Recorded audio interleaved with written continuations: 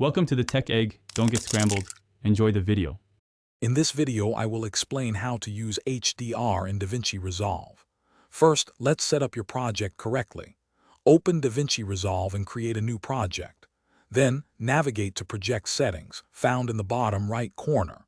Under Color Management, set the color science to DaVinci IG Color Managed. Finally, select an HDR color space, such as Rec. 2100 HLG or PQ, to ensure your project is ready for high dynamic range content.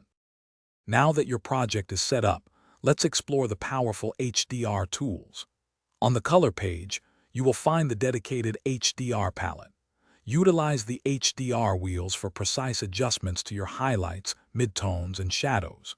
You can also fine-tune specific luminance ranges using the HDR zone controls.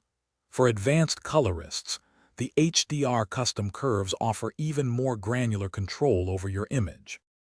Accurate monitoring is crucial for HDR work. Make sure your display is HDR capable and properly calibrated for consistent results.